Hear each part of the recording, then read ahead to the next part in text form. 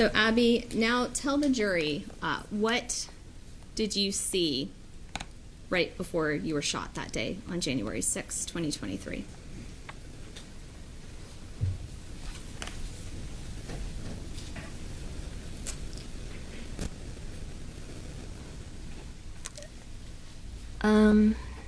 The moment went by very fast. I remember Dr. Watson touched on it briefly earlier. The look on the student's face is a large memory that I have. I do remember it was like a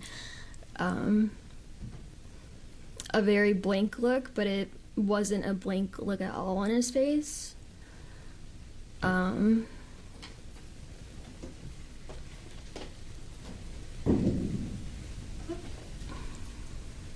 And is that why you lifted your hand? Did you know what was about to happen? Yes. Yep.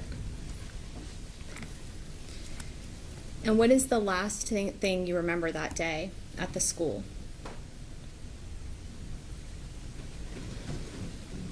The last thing I remember at the school. Obvious, I thought I was dying. I thought I had died. I thought I was either on my way to heaven or in heaven, but then it all got black, and so I then thought I wasn't going there. And then my next memory is I see two coworkers around me, and I process that I'm hurt, and they're putting pressure on where I'm hurt. A first grade teacher who was shot in her classroom by a 6-year-old student is on the stand right now on Newport News. The teacher, Abby Werner, brought a $40 million lawsuit against the school's assistant principal, who she says failed to act after reports the student brought a gun to school in 2023. Let's go live now to CNN's Jean Casares, who has been tracking the testimony. Jean. Well, they're on cross-examination right now, but on direct examination, when she took the stand, it was very difficult for the plaintiff's attorney to actually get her to verbalize what had happened to her. It was like her mind was reliving it. But she did talk about that on that day, that the teacher that was next door to her at the school, also with the first grade class, came to her and said that two of her students had seen that one of her students had a gun in his backpack. And so the teacher said, I'm going to go down and tell the vice principal, you just stay with your class, but keep your eye on him. So that's what she did. And then they had research, and she, you have over 20 students in your class right here.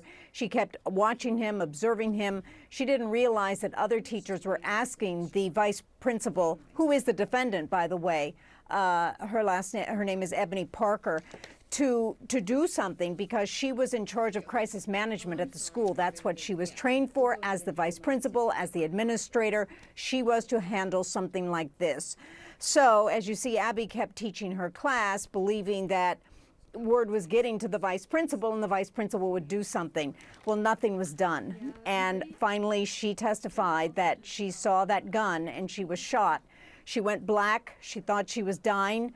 She said she saw black. She really believed she was going to heaven, but then she suddenly felt and saw people around her trying to help her. And these were school teachers. They were trying to stop the bleeding because paramedics hadn't arrived.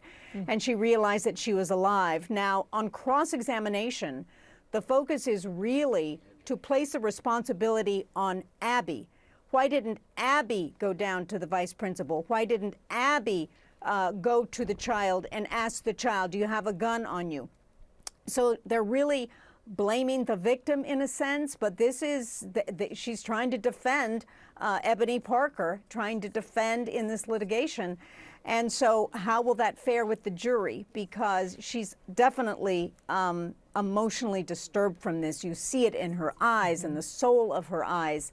But the defense continues to bring out also she went to a Taylor Swift concert. She wrote to Taylor Swift. That's coming out as part of the defense saying, you're really not injured. You don't have all those emotions because you're attending a concert. Her sister had gotten those tickets for them to try to help her. Yeah, I mean, so much to unpack there, not the least of which, the most important of which is that a 6-year-old had a gun. Yeah. At all, never mind in school, and never mind shot his teacher.